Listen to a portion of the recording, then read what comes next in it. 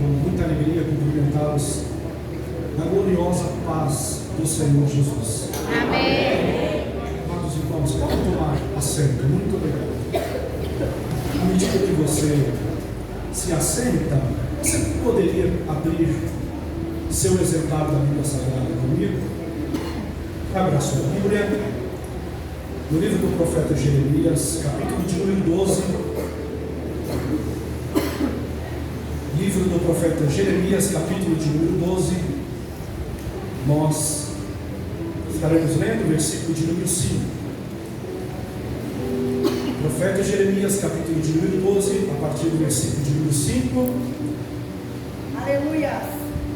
Enquanto os irmãos localizam o santo texto bíblico em apreço, eu, com muita alegria, não posso deixar de louvar a Deus e de agradecê-lo por tudo que Ele tem feito, por tudo que Ele tem realizado. Louvá-lo por esta noite maravilhosa, este momento muito precioso que nós estamos tendo juntos aqui na presença de Deus.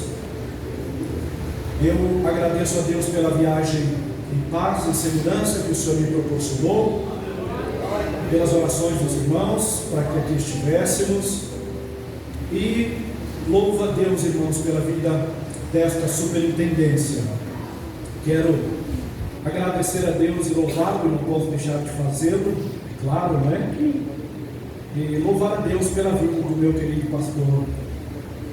Muito obrigado, pastor, por tudo. Pastor Adilho, o senhor é uma bênção, tem sido um amigo, um companheiro de ministério, e eu quero agradecê-lo pela recepção, agradecê-lo pela cordialidade.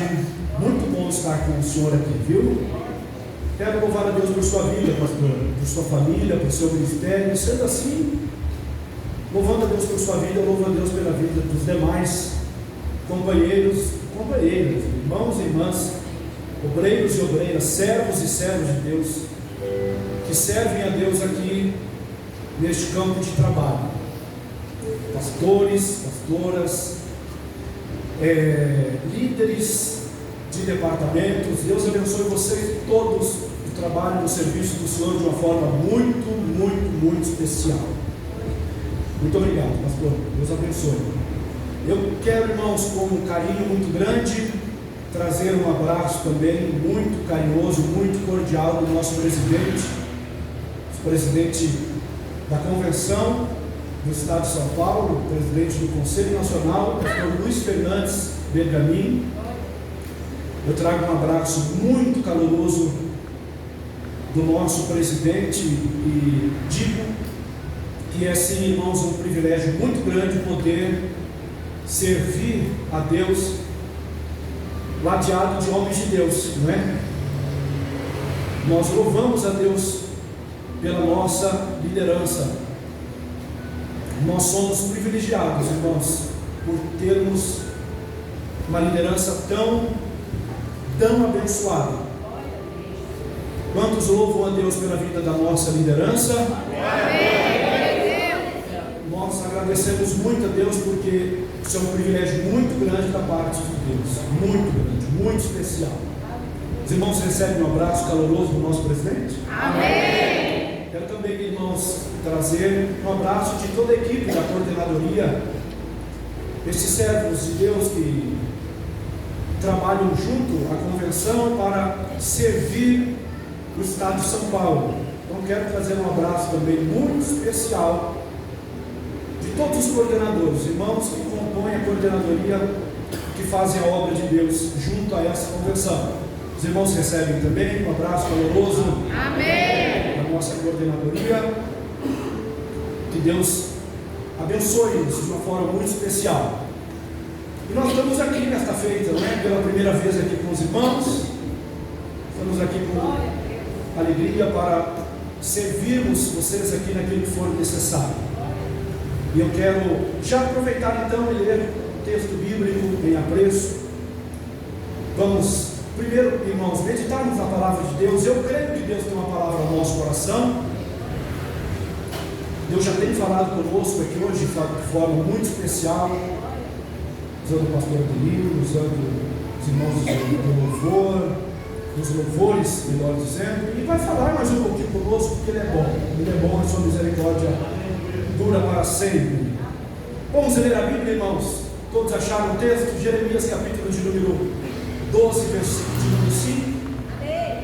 Vamos ler apenas a parte A do versículo, e depois, se você puder voltar às páginas sagradas da sua Bíblia, em Jeremias mesmo, lá no capítulo 1. Então, nós vamos ler aqui o capítulo de número 12, versículo de número 5, que eu considero o cerne, a espinha dorsal do ministério do profeta Jeremias, do chamado do profeta Jeremias. E depois a gente vai pensar um pouco lá no capítulo de número 1, a maneira como Deus chamou o profeta. Então ele está dizendo assim, olha: se você correu com os homens e eles o cansaram, como poderá competir com os cavalos? Vamos repetir mais uma vez? Se você correu com homens e eles o cansaram, como poderá competir com os cavalos? Amém. Somente aqui, irmãos. Capítulo 1 do livro do profeta Jeremias, que é o capítulo que narra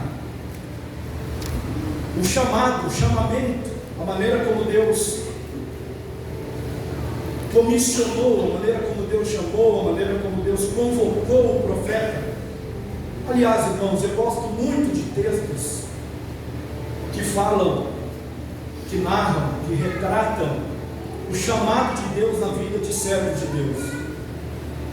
Eu aprecio muito a maneira como Deus chama Moisés, lá no capítulo de número 3 de Êxodo. Eu gosto muito do chamado de Jeremias, 1 Reis 17, a maneira inesperada como Deus chama o profeta. Eu gosto muito de Isaías, capítulo de número 6, a maneira como Deus convoca o profeta Isaías para ser também um profeta. Atos, capítulo de número 9, a maneira como Deus chama Saulo, o apóstolo Paulo, não é? Grande bandeirante da fé, como Deus chama Paulo para a realização de uma grande obra. Então eu aprecio a maneira como Deus convoca, chama, aponta as pessoas para a realização da sua obra. Mesmo porque eu falo hoje aqui para irmãos e irmãs chamadas por Deus para realizarem a obra, para trabalharem no reino de Deus. Eu falo para esse grupo de pessoas. E é um privilégio, irmão, ser chamado por Deus. No caso do profeta Jeremias, Deus chama Jeremias. Se os irmãos observarem versículos de número 1 ao 3 do capítulo 1, a Bíblia vai apontar, a narrativa fala do tempo em que Deus chamou Jeremias. Parece que não, mas isso é sim muito importante. O tempo que Deus chama o profeta Jeremias. A Bíblia diz que Deus chama o profeta Jeremias 616 anos aproximadamente antes de Cristo. O chamamento do profeta está entre os reinados, né, de Josias e Zedequias. Esse é o tempo em que Deus chama o profeta. Esse é o período em que Deus chama o profeta, e não está escrito isso aqui por estar. Há sim uma lição, o porquê a Bíblia faz questão de dizer com precisão o tempo em que Deus vai falar com Jeremias, chamando-o para a realização da sua obra.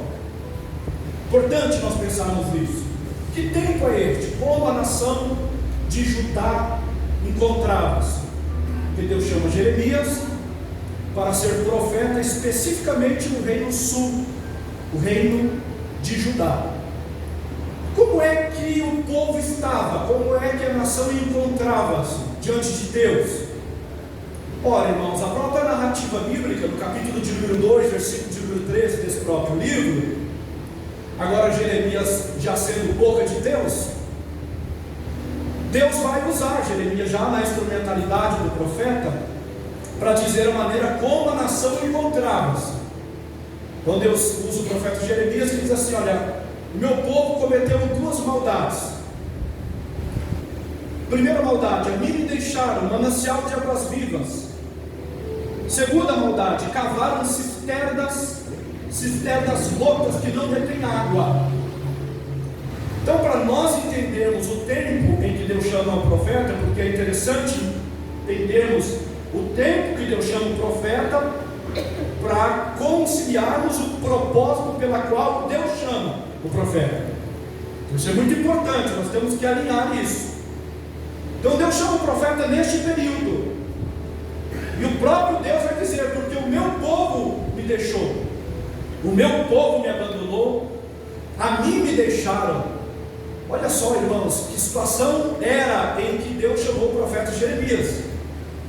Uma situação de escassez, uma situação de frieza, de apostasia. Nós todos sabemos que Jeremias, ele é chamado por Deus para profetizar sobre a nação de Judá muitas coisas, mas entre elas especificamente o cativeiro babilônico. Os irmãos sabem que o cativeiro babilônico, que durou aproximadamente 70 anos, veio para curar em Judá uma ferida incurável. É tanto que depois do cativeiro, depois que eles voltam do cativeiro, eles voltam curados de uma ferida incurável. O pecado da idolatria imperava em Judá, e não só em Judá, como também em Israel. Reino Norte e Reino Sul, eles eram tomados de total idolatria. E esse era o período, e Deus chama Jeremias justamente nesse período difícil, onde eles estavam mergulhados no pecado, e ele é instrumento de Deus para profetizar um cativeiro que duraria aproximadamente 70 anos, e que através deste cativeiro Deus realizaria uma obra gloriosa na vida do seu povo. Eles voltariam do cativeiro curados deste pecado. É tanto, irmãos, que depois deste acontecido, Israel e Judá, a nação, o povo de Deus, eles pecaram em muitos pecados, mas o pecado da idolatria parece que houve um basta. Houve um basta, porque Deus trabalha assim, Deus cura coisas incuráveis. Deus trabalha em situações impossíveis. Deus transforma gente que a gente olha e diz: isso aí nunca mais vai ter jeito. Deus é poderoso para fazer a obra. E nós, como obreiros e obreiras, servos e servos de Deus, nós temos essa palavra de Deus, essa palavra que tira o homem do monturo e o coloca sentado entre príncipes e príncipes do povo de Deus. Nós temos essa palavra que cura o incurável. Glória a Deus por isso, não é? E Jeremias então é chamado neste tempo. Irmãos, eu quero abrir um parênteses e aplicar esse momento da vida do profeta Jeremias para dizer que você tem que alegrar o seu coração e tem que levantar a sua cabeça e tem que continuar fazendo a obra de Deus. Porque assim como Deus chamou Jeremias, e é por isso que eu acredito que o ministério de Jeremias assemelha-se muito com o nosso, a vida de Jeremias assemelha-se muito com a nossa, porque assim como Deus chamou Jeremias em um tempo de dificuldade, de crise, de escassez, assim também Deus tem nos chamado. Olha, irmãos, eu não sei se há, eu falo aqui com homens e mulheres, irmãos e irmãs, servos e servos de Deus que já contêm suas crãs brancas, pessoas que já servem a Deus há mais de 30, 40, 50 anos. Eu não sei se há um período tão difícil de se realizar a obra de Deus como este que nós estamos vivendo. Eu não sei se há. Os irmãos que pastoreiam, eu só pastoreio há 20 anos, então eu sei desta realidade. Eu não sei, óbvio que tem irmãos que estão muito mais tempo na obra e sabem dizer que pastorear, fazer a obra, lidar com pessoas, gerir pessoas, fazer gestão de gente nesse período que nós estamos vivendo é um dos mais difíceis, não é, pastor? O tempo difícil. Alguém poderia dizer: pastor, eu gostaria de ter sido chamado por Deus no avivamento de Gales. Eu gostaria de ser chamado por Deus no avivamento da Rua Azusa. Quem aqui conheceu um pouco da década de 90 aqui no Brasil sabe a miríade de almas que se rendiam a Deus, a chama do Espírito Santo como era viva no meio do povo de Deus, década de 90. Hoje é muito difícil, irmãos, ganhar uma alma, trabalhar uma vida. Hoje é muito difícil, parece que o diabo, ele mudou a sua metodologia. Está difícil trabalhar, está difícil, não está fácil não. Eu fui chamado por Deus, irmãos, eu tinha 9 anos. Eu sou da Zona Leste de São Paulo, os meus pais eram da Umbanda.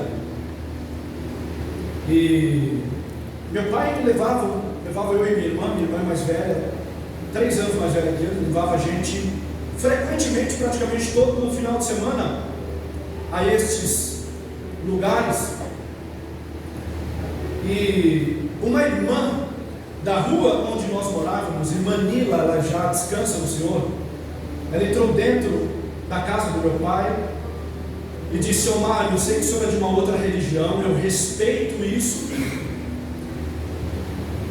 mas Deus me trouxe aqui para dizer uma coisa. Deus tem um plano na vida deste menino." E me apontou, eu tinha 9 anos. Eu estava na minha casa orando e Deus falou ao meu coração: "Sai e vai na casa do Mário e diga para ele, deixa levar, para que você leve o filho dele para a igreja, porque eu tenho um plano na vida dele." E ela entrou dentro da minha casa, irmãos, e ela pregou para a minha família. Essa irmã, uma bênção, serva de Deus, de oração. E eu fui para a igreja naquele dia com ela. Ela me convidou para um culto e eu fui para uma igreja pequena de madeira, perto de uma das maiores favelas da Zona Leste, a favela do Jardim Elba, uma igrejinha humilde simples. Eu entrei com ela dentro daquele lugar.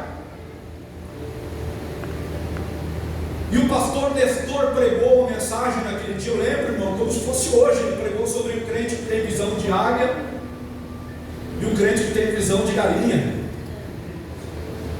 E ele fez um apelo no final da mensagem, dizendo: alguém quer ser batizado com o Espírito Santo?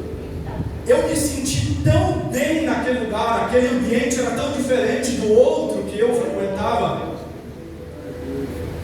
Aquele ambiente era tão glorioso, tão gracioso, que eu levantei minha mão. Eu falei: eu não sei o que é esse Espírito Santo, mas eu quero isso aí.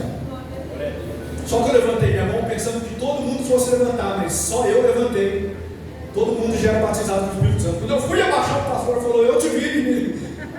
Sai do teu lugar e vem. Irmãos, e quando eu saí do meu lugar e vim em direção do altar, 9 anos de idade, sem saber o que era batismo, sem saber o que era língua estranha, nada, eu fui batizado com o Espírito Santo naquele dia. Eu tenho 41, isso tempo atrás, não é? 32 anos atrás. Era diferente. Eu dei esse exemplo, contei esse testemunho, irmãos, e eu servia a Deus até um tempo, afastei-me e voltei com 17, graças a Deus voltei então. Eu pretendo permanecer até a vinda de Jesus. Mas o tempo era outro, era outra coisa, era outro tempo. Agora Deus me trouxe aqui, te trouxe aqui para dizer: não foi naquele outro tempo que eu te chamei agora. Eu te chamei para este tempo. Eu te chamei para viver estes desafios e estas dificuldades. Você vai dizer assim: está muito difícil fazer a tua obra. É claro que está, na verdade sempre foi. E é óbvio que tende a multiplicar a iniquidade, o amor de muitos esfriaria. Isso é um sinal do fim. Mas foi agora que Deus chamou e me chamou. Agora Deus colocou algo na minha e na tua mão para fazer. E nós não podemos ser covardes para não realizar aquilo que Deus nos chamou por conta do tempo de dificuldade. É a mesma coisa, a pessoa me disse: olha a luta que eu estou, eu paro, depois que eu melhorar eu volto a fazer a tua obra. Não funciona assim não, meu irmão. A obra é junto com a luta é junto com a obra. E você pensa que não vai aguentar e aguenta, e você pensa que não vai dar e dá, e você pensa que não vai suportar e suporta, e você pensa que vai parar e não para, e você pensa que vai desistir e não desiste, e você pensa que vai sucumbir e não vai sucumbir coisíssima nenhuma, porque foi para este tempo, para esta hora que Deus te chamou. Levante a mão, você que está passando luta, dificuldade, Deus te chamou. Não largue aquilo que Ele colocou nas tuas mãos para fazer.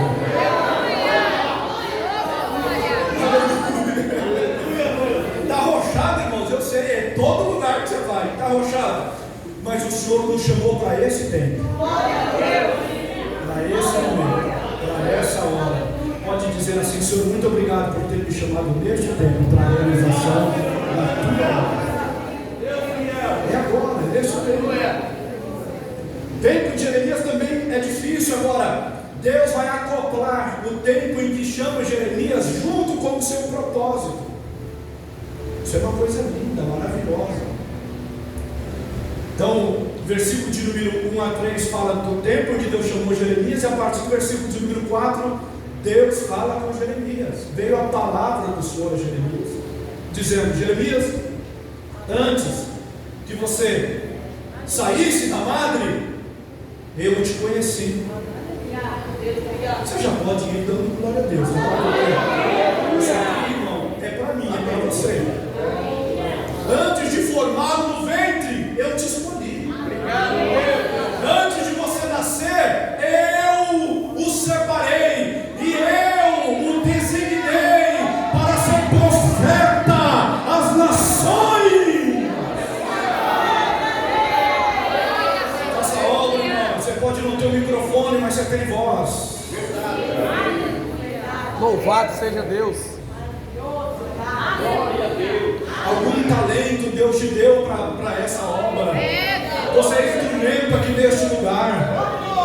Deus te chamou para desenvolver, e tem espaço para todo mundo trabalhar. E Deus te chamou para vamos sacudir essa região, vamos ganhar essa região, vamos fazer a obra nessa região. Uns evangelizam, outros discipulam, outros cuidam, outros pregam. É assim que funciona. Paulo, sabendo disso, ele disse a Coríntios: eu plantei, Apolo regou, mas quem deu o crescimento é Deus.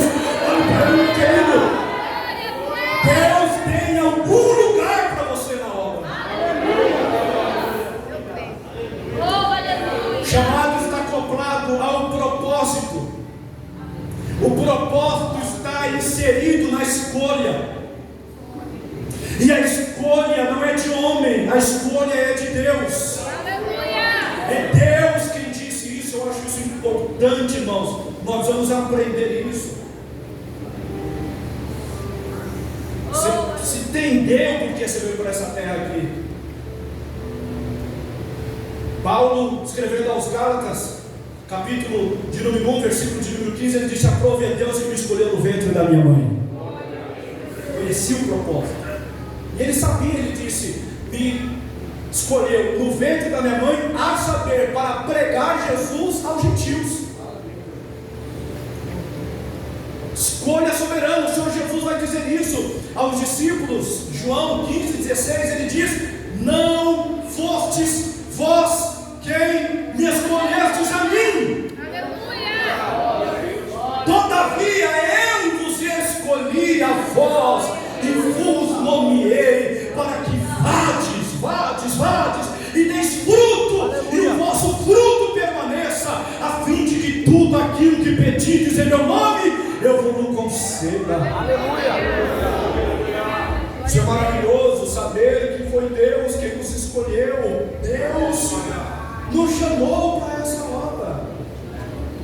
Louvado seja Deus. E Deus tem um lugar para você, para mim, e você que já tem o seu lugar, Deus está confirmando ao seu coração. Aleluia! Deus está animando a sua alma. Glória a Deus! Lá naquele campo de trabalho, lá naquele lugar de desafio em que Deus te colocou, Deus está animando, te dizendo: eu escolhi você para estar lá. Glória a Deus! Foi você que eu coloquei lá.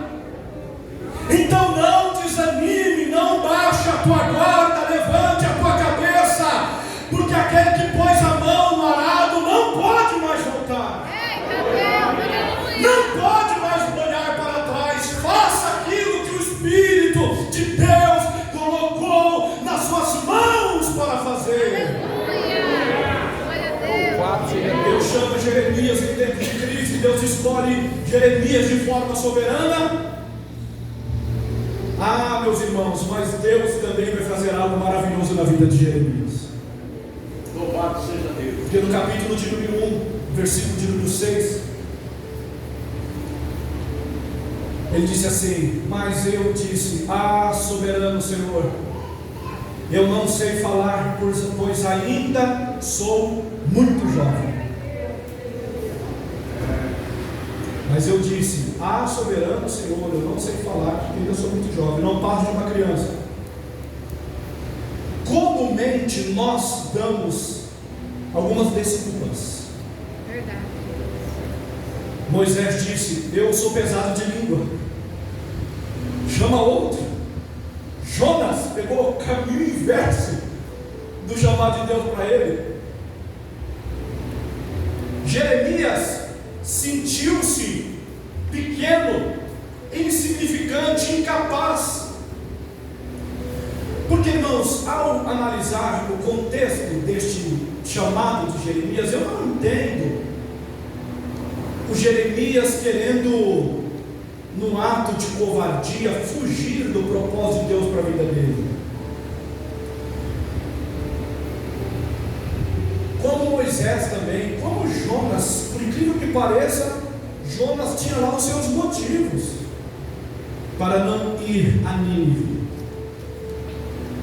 O que nós não podemos esquecer é que Deus, Ele não quer ouvir as nossas desculpas. Glória a Deus. Glória a Deus. Louvado seja Deus. Aleluia. Glória a Deus. Esse é o tipo de mensagem, irmão, que ou você dá glória a Deus ou você diz ai, ai, ai, não é uma? É desse jeito. As desculpas para Deus, elas são incabíveis, porque Deus é soberano, Deus conhece tudo, Deus conhece todas as coisas. Você acha, irmão, que quando Deus olhou para você, gostou de você, foi com a sua cara, Ele não conhecia quem você era?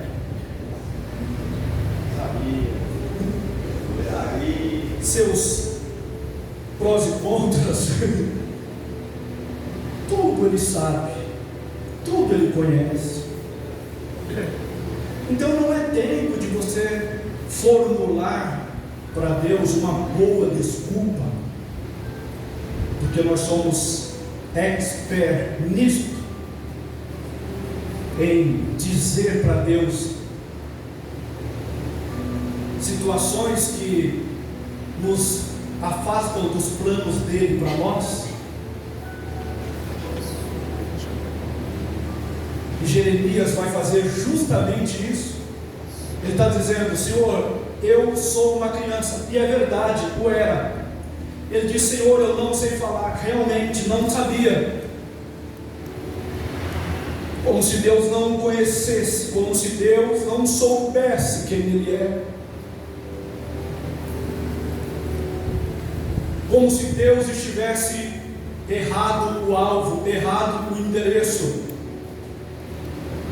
Quando nós dizemos a Deus: Senhor, chama outro, nós estamos pensando na nossa mente limitada que Deus errou ao nos chamar, que Deus errou ao nos convocar. Porque sim, irmãos, a responsabilidade é muito grande. Jeremias sente um pouco o peso da obra, o peso da responsabilidade de realizar a obra. Não é fácil negar a si mesmo e segui-lo. Não é fácil renunciar muita coisa. Olha, irmãos, eu já me mudei essa última vez aqui 35 vezes depois de casado. Eu tenho 21 anos de casado. Eu vejo um caminhão de mudança, eu dobro o joelho e já peço misericórdia na hora. Não é? Eu nem ver caminhão de mudança, já me dá aquela dor de barriga. Misericórdia, os afasta esse mal da minha vida. Não é fácil deixar muita coisa da nossa própria vida para seguir a Deus e fazer aquilo que Ele nos chamou para fazer. Tem gente aqui que renunciou à profissão, carreira,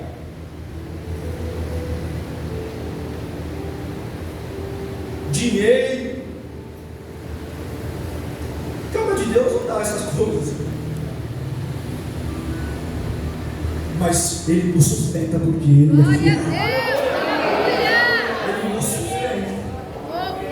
Então, não formule mais desculpas, porque Deus virá na sua desculpa. Deus falará ao seu coração na sua desculpa. E Ele vai dizer para Jeremias: Jeremias, não digas mais, eu sou uma criança, porque a partir de hoje, tudo quanto eu te mandar falar, falarás. Aleluia! Aonde eu te mandar ir, irás. E eu gosto, irmão, do versículo de número 7, quando a Bíblia diz assim, olha, e tocou-me, 7 ou 8, diz assim, e tocou-me o Senhor a boca, e disse, a partir de hoje, eu coloco a minha palavra na sua boca. Está no 9, não é? Aí, o Senhor estendeu a mão, tocou minha boca, e disse-me, agora ponho em sua boca as minhas palavras. Como quem diz, não é sobre você, é sobre mim. Aleluia! Não é sobre a sua capacitação, é sobre o que eu tenho para fazer na sua vida. Glória a Deus! Não é sobre o seu intelecto, é sobre o que eu posso fazer dentro do teu intelecto. Não é sobre as suas mãos, mas é sobre as mãos que eu colocarei debaixo das tuas sempre quando fores orar por um enfermo. Não é sobre os seus pés, mas é sobre aquele que vai pegar o teu pé na luta e vai colocar nos lugares certos e vai fazer os passos corretos. É sobre Deus, nunca é sobre nós.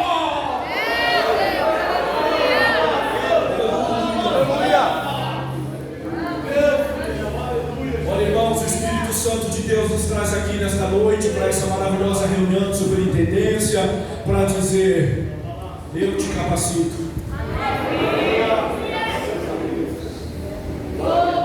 Porque não depende de nós, não é sobre nós.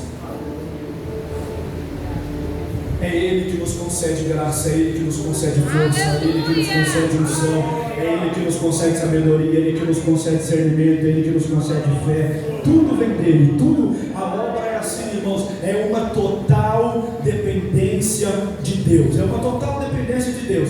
É o que Ezequiel, lá no capítulo 37, no Vale de Ossos Secos, disse para o Senhor: Senhor, tu sabes. Depois que Deus fez para Ezequiel uma das perguntas mais difíceis. Eu não sei, pastor, se é uma pergunta mais difícil do que essa. Deus disse, ele pega Ezequiel, coloca no meio do vale e faz Ezequiel andar, não pisar. Veja que ele anda em volta do vale, porque Deus não nos chamou para pisar. É osso, mas não pisa não. Eita glória! Tem muita gente pisando nos ossos aí, você nem sabe, ele é osso hoje. Glória a Deus. Aleluia! Ananias disse isso para Deus. Ananias falou justamente isso. Ele falou: Senhor, tu sabes quem é este Saulo aí? Ele persegue crente, ele mata crente, ele faz uma bagunça, ele está vindo para cá para isso. Deus diz para você: ele é tudo isso, mas para mim ele é um vaso escolhido. Que a realidade é esta, irmão, nós nunca sabemos para quem nós vamos pregar. Se Ananias não tivesse ido, ele teria perdido a bênção, porque Deus ia levantar outro. Então nós nunca sabemos quem é aquele que precisa da nossa oração. Ezequiel anda ao redor do vale, não pisa em osso nenhum. Eu vou te dar o diagnóstico completo da situação. Esses ossos aí simbolizam a nação que pecou e está como vale de ossos secos, sequíssimos. Agora a pergunta capciosa: porque Deus nos leva para lugar difícil, irmão? Deus nos faz pergunta difícil, Deus nos coloca em situação difícil. Bendito é o Senhor. Aleluia. Não pensa, irmão, aqui é reunião de obreiro, viu? Então não tem melzinho na chupeta, não tem tapinha nas costas, não vai bonitinho de Jesus. Não, irmão, Deus nos chama para pregar dentro do vale de ossos secos. E não só para pregar lá, ainda ele tem a audácia, porque ele é Deus, ele tem essa audácia, ele é tão poderoso, ele faz o que ele quer. Ele ainda olha para Ezequiel e diz: Ezequiel, é o seguinte: poderão reviver nestes ossos? Peraí, Senhor, como assim? Poderão reviver nesses ossos? Aí Ezequiel diz: Senhor, tu sabes, quase que Deus disse, né? Que eu sei, eu sei. Eu quero saber o que é que você acha. Eu quero saber qual é a tua visão. Aí, meu irmão, nesse vale, nesse lugar difícil, naquele terreno difícil que Deus colocou ele lá, que Deus está te perguntando: você crê que eu posso fazer daquele vale de ossos um numeroso exército?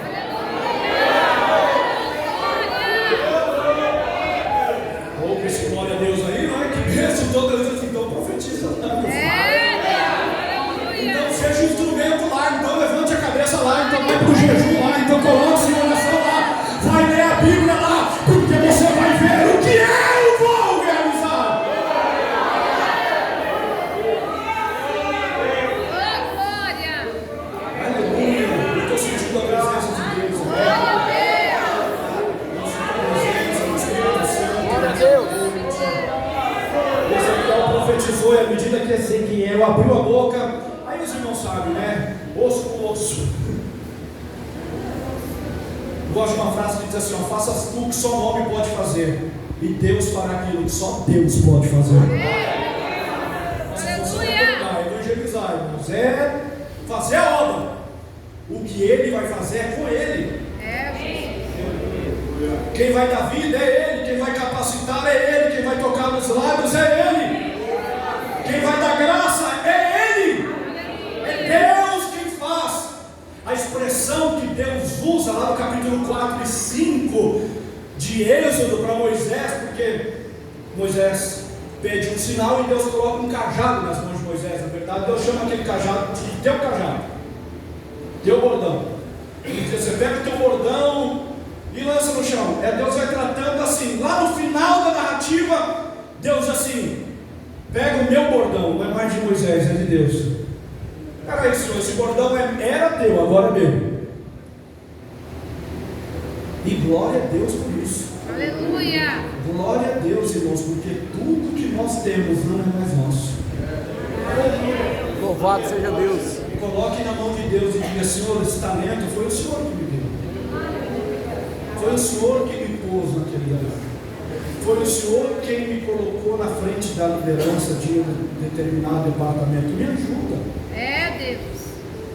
Me dê graça, me dê força, me dê condições.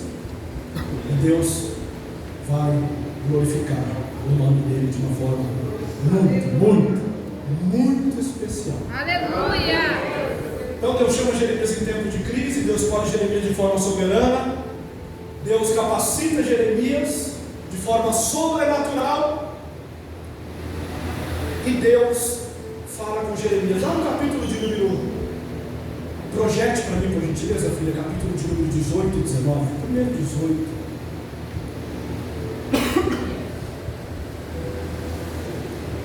Deus vai dizer para Jeremias assim, isso capítulo 1, versículo 18, não, capítulo 1, versículo 18, desculpa vai ser errado, viu? Obrigado. E hoje eu faço de você uma cidade fortificada. Glória a Deus. Uma coluna de ferro e um muro de bronze. Só aqui, irmãos, só aqui é uma mensagem tremenda. Aleluia. Contra toda a terra, contra os reis de Judá, contra os seus oficiais, contra os seus sacerdotes e o povo da terra. Versículo 19. E pelejarão contra ti, lutarão contra você. Essa luta do inimigo contra nós, do reino das trevas contra a nossa vida. Porque a nossa luta, irmão, é contra carne e sangue, viu? Verdade. Ficar se degradando, ficar lutando, ficar brigando. Não, nós não somos disso aí, nós somos da paz. Aleluia. Nossa luta é contra os principados e potestades. Não é contra o nosso irmão e irmã. E eles lutarão contra você, mas não vencerão. Por quê? Aqui é o segredo. Porque eu sou contigo, diz o Senhor. Deus promete conosco, irmãos, a coisa mais preciosa que existe na terra. Deus promete a presença dele na nossa vida. Ele diz: haverá peleja, haverá luta. A Bíblia diz assim, o salmista disse no mundo, quando Jesus disse: no mundo tereis aflições, mas tem de bom ânimo, vence o mundo, e vós, por conta de que ele venceu, nós venceremos também. O salmista disse: muitas são as aflições do justo, mas o Senhor os livrará de todas elas.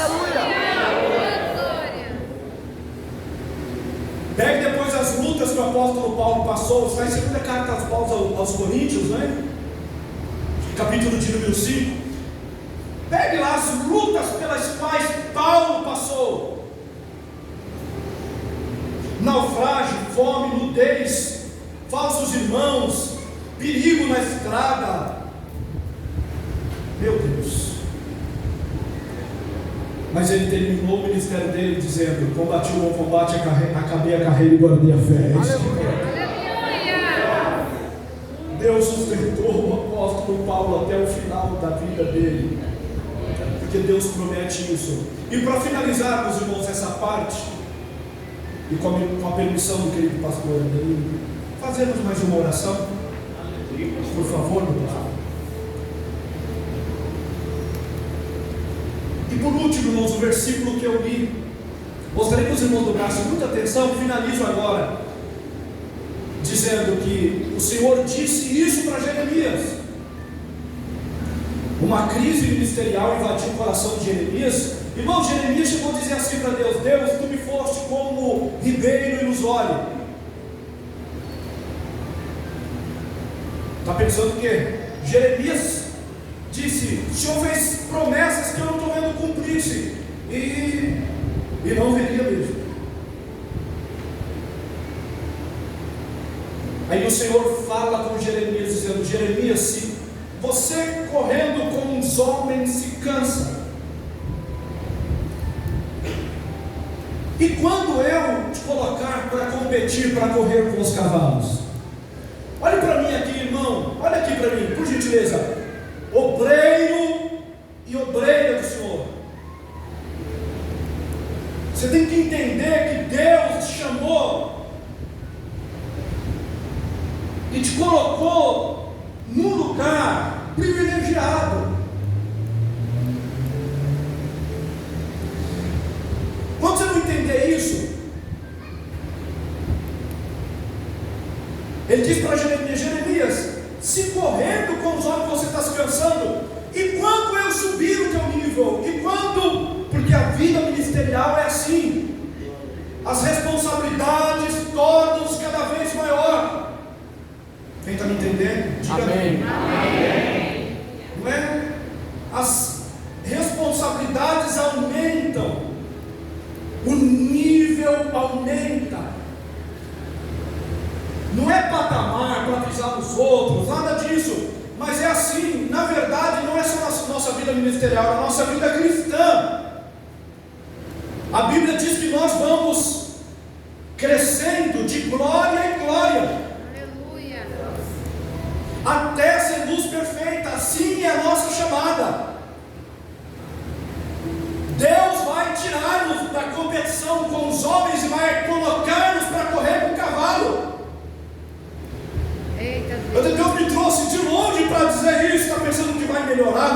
vai piorar. Deus. No bom sentido, vocês me entendem, né? Vai ficar mais difícil ainda. Vai ficar mais complicado ainda. E Deus faz isso. Sabe com quem Deus faz isso? Eu já concluo. Deus faz isso com Jacó. Deus faz isso com Jacó. Lá no capítulo 31 e 32 de Gênesis. No capítulo 31, no versículo de número 3, Deus diz assim para Jacó: Jacó, depois de 20 anos aproximadamente, em que Jacó havia fugido da casa dos seus pais, fugiu do pai, enganou o pai, fugiu do irmão, lubriciou o irmão. Jacó saiu com uma malinha nas costas, saiu sem dar tchau para os amigos da rua de baixo. Jacó fugiu. 20 anos depois, agora já próspero, com servos e servas, e o Senhor disse a Jacó: volte para a terra de seus pais e de seus parentes, e eu estarei com você. Aleluia. Aleluia. Glória a Deus. Na verdade, irmãos, voltar sempre é uma coisa muito boa, é ou não é? Voltar para a terra natal, voltar para a rua onde a gente nasceu e criou-se, não é gostoso? Voltar, rever amigos, voltar sempre é alguma coisa boa. Mas para Jacó não, porque ele saiu fugido. E sabe como é que Jacó estava saindo de novo? Filha, projete o versículo de número 19 a seguir, desse próprio capítulo 31. Sabe como que Jacó está saindo de novo? Enquanto Labão tinha saído para tosquear suas ovelhas, Raquel roubou de seu pai os ídolos do clã. 20. Foi assim que Jacó enganou a Labão, o arameu, fugindo sem lhe dizer Nada. Fugiu de novo. Vai lá, continua o 21. Olha isso. Que bonito para Jacó. E fugiu com tudo que tinha. Né? Não deixou o vovô Labão nem se despedir dos netos, das filhas.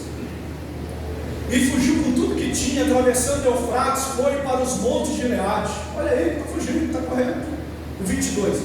3 dias depois, Labão foi informado que Jacó tinha fugido. Quem é o patriarca aqui? Jacó. Mas quem está certo? Labão. Aí Labão vai, procura, reconcilia-se com ele, mas ele de novo tinha saído fugido. Depois de 20 anos, isso aponta para um padrão. Aponta para um padrão. A moral de Jacó é essa. Ele foge, ele é fujão, ele não sabe fechar ciclo. Ele não sabe fechar portas. Isso é importante, irmãos, para nós, obreiros principalmente. O salmista disse isso, se não me engano, no Salmo de número 121, ele disse que o Senhor abençoe a tua entrada e a tua saída, não é? Desde agora e para sempre, entrar e sair, transitar, fechar ciclos, terminar processos, encerrar fases, isso é importante. E Jacó não sabia, ele foge do pai e do irmão, e agora ele foge do tio e sogro Labão. Ele não sabe encerrar processos. Isso é horrível, mas Deus vai fazer Jacó voltar. Eita, Jesus. Deus vai colocar Jacó para competir com cavalos. Vocês estão muito quietinhos, vocês estão me ouvindo aí, né? Amém.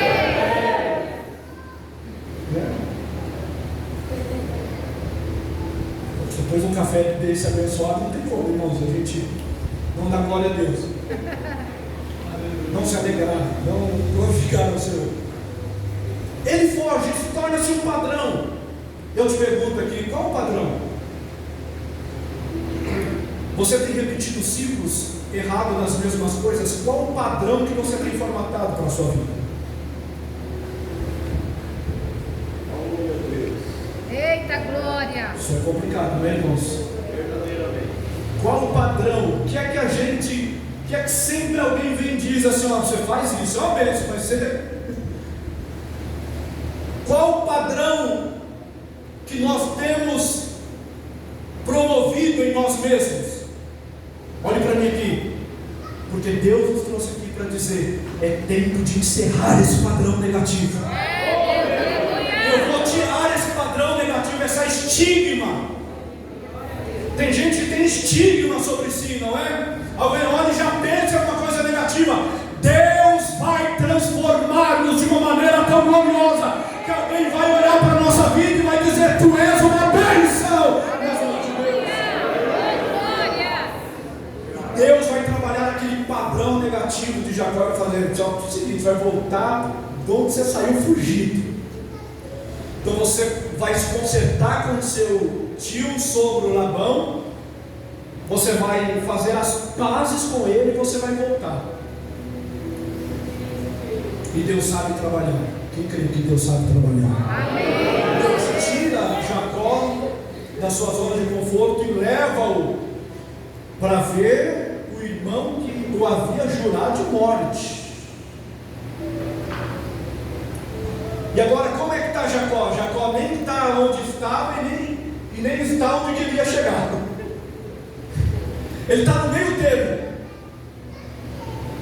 Nem está onde estava e nem chegou onde queria estar. Ele estava no limbo. Ele estava no meio do caminho. Ele tinha muita coisa: servo, serva, posse, filho, filha. Estava abençoado. Mas ele não tinha interesse. Se alguém quisesse enviar um perfume importado para ele, que nem o pastor dele usa, esses top mesmo, não podia. Sabe por quê? Porque ele não tinha endereço. Pastor, não tinha endereço. Pastor, não tinha endereço. Ele nem está onde estava, nem chegou onde queria. Ele está se esvaziando, se esvaindo, se quebrantando, se colocando da maneira como Deus quer. E quando ele se coloca onde Deus quer, porque cá entre nós, irmãos, Deus trabalha conosco nas nossas maiores dificuldades.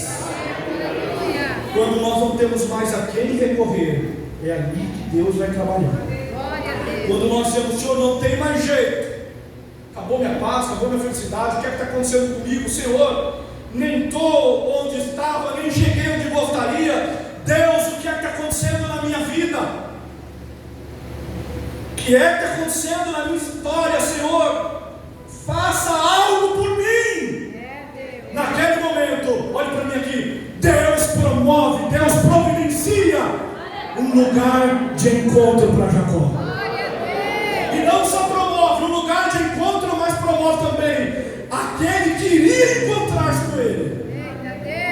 E aí vocês conhecem a história, né? O anjo do Senhor encontra-se com Jacó e ele luta ali, e luta. O anjo toca ali na juntura da coxa, marca, mas tem uma coisa: Deus muda o nome de Jacó.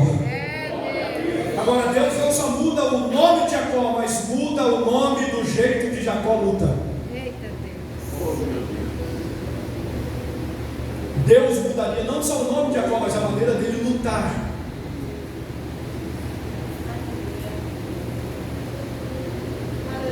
Deus tira a estigma de fujão que havia sobre ele, de enganador, daquele que nasceu agarrado no calcanhar do irmão, aquele que tomou praticamente na lábia a primogenitura, aquele que enganou o pai, aquele que enganou o sogro. Deus tira dele essa estigma. Ele sai mancando, sim, mas irmão, com as duas pernas boas ele fugia. Então vai fugir com as duas pernas boas, então vou te colocar manco. Então tu não vai mais fugir não, porque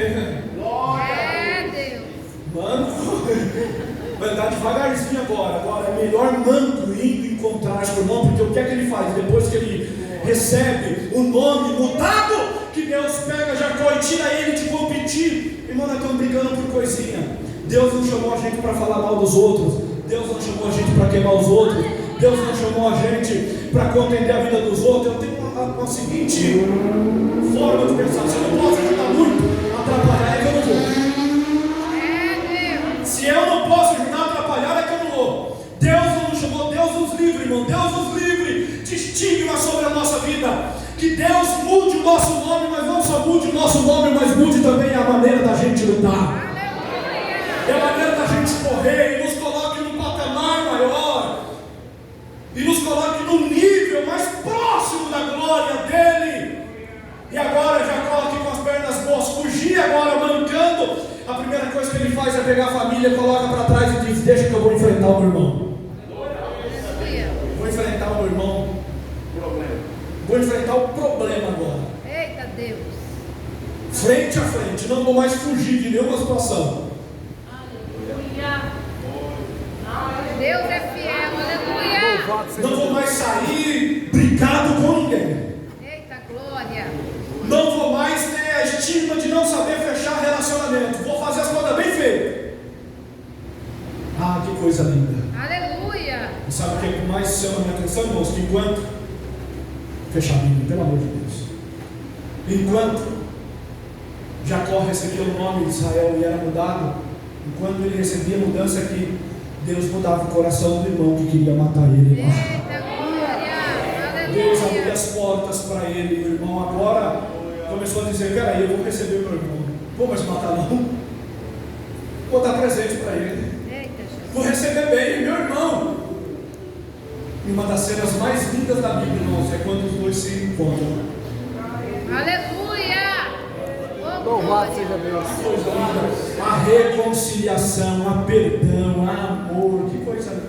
Glória a Deus. 20 anos depois, ele fecha o ciclo de derrota e ele começa agora a competir com os cavalos. Obreiro não pode, obreira não pode, nós não temos tempo para coisinhas. Verdade, O Deus. propósito pela qual Deus nos chamou é melhor e maior. Aleluia. Quantos recebem essa palavra de Deus? Não vamos mais competir com os homens. O Senhor está nos colocando para competir com o cavalo. Eita Deus. Mentalidade de Cristo, foco no reino, Bíblia Sagrada, Palavra de Deus. O pastor falou tudo hoje aqui no começo. Que Deus nos abençoe, nos agracie e nos dê força. Por gentileza, com a permissão do nosso querido pastor. Vamos orar. Aleluia! Oh glória. Aleluia! Aleluia! Glória a Deus. Aleluia! Eu preciso ter meu nome mudado, irmãos, todos os dias. Preciso que Deus trabalhe na minha vida todos os dias. Preciso que Deus trabalhe no meu ministério todos os dias. Tem dias que eu, como você, penso em parar, desistir, abandonar tudo. Eu não consigo. Mas o Deus de Jeremias é o nosso Deus também. Aleluia. Prossiga firme, meu querido irmão. Prossiga avante. Faça a obra de Deus. Pegue na mão de quem está do seu lado, por gentileza, vamos fazer esse momento de oração.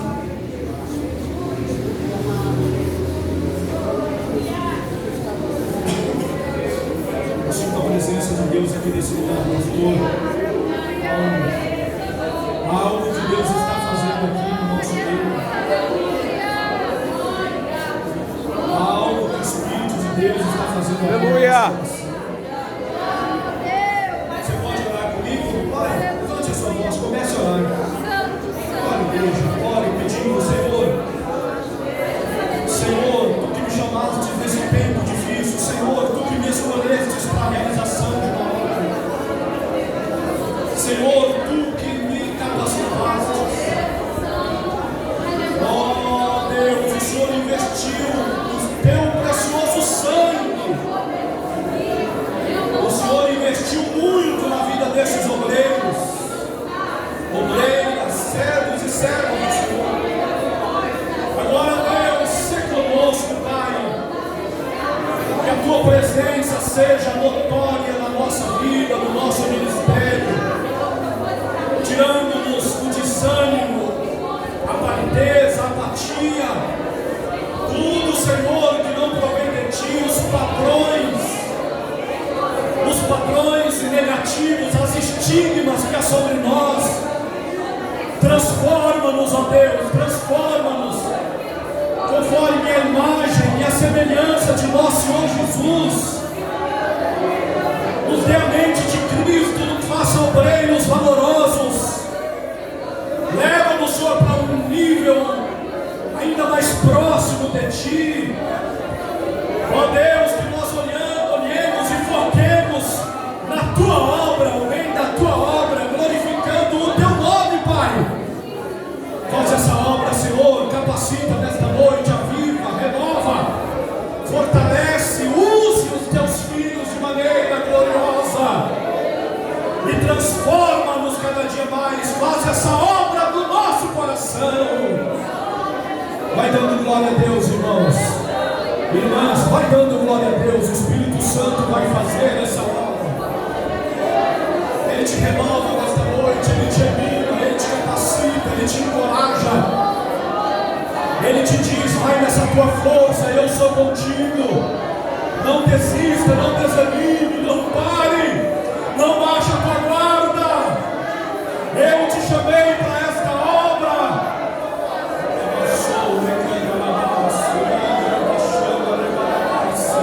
Vai dando glória, igreja, vai dando glória, vai orando, porque Ele renova, Ele capacita, Ele usa. Aleluia. Aleluia. Aleluia. Irmãos e irmãs orando, aliança-se com Deus de novo, comprometa-se com Deus de novo. Você entrou aqui para essa reunião dizendo: Senhor, eu não vou mais participar de reunião nenhuma, eu não quero mais, eu desisto. Deus está falando com alguém. Não pare coisíssima nenhuma. Continue. Aleluia. Louvado seja Deus. Aleluia, aleluia, aleluia. Eu vou florescer no teu lugar. Eu vou te colocar para correr com o cavalo. Eu vou te capacitar. Louvado Os seja Deus. teus passos. Eu vou te usar de maneira especial e gloriosa. Aleluia. O Aleluia. Espírito de Deus está fazendo aqui no nosso meio. O Espírito de Deus está fazendo aqui. Ele renova servos e servas de Deus. Ele renova.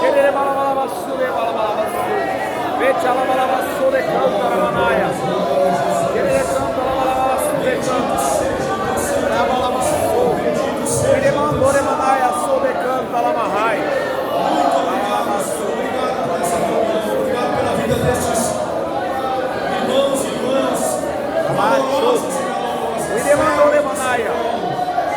Muito obrigado. Muito obrigado. Nós te louvamos. Nós te agradecemos. Nós te agradecemos. No precioso nome de Jesus. No precioso nome de Jesus. Aleluia.